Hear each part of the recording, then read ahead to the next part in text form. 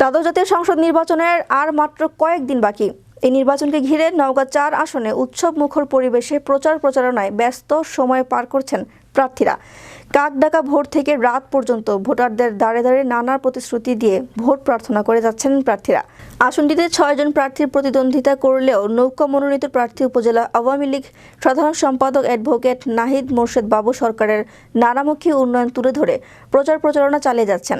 অপরদিকে এস.এম. রোহানী সুলতান মাহমুদ গামা স্বতন্ত্র প্রার্থী হিসেবে ট্রাক প্রতীক নিয়ে ভোটারদের দাঁড়ে দাঁড়ে ভোট চেয়ে নানা প্রতিশ্রুতি দিয়ে যাচ্ছেন।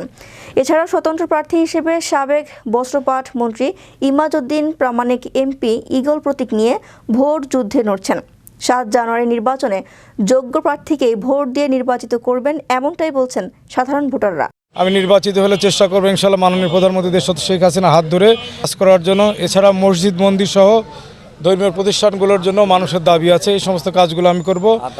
আমি নির্বাচিত হলে বান্দার মানুষের জন্য, সাধারণ মানুষের জন্য, বিভিন্ন শ্রেণী পেশার মানুষের জন্য আমি কাজ করব, এটা আমার অঙ্গীকার।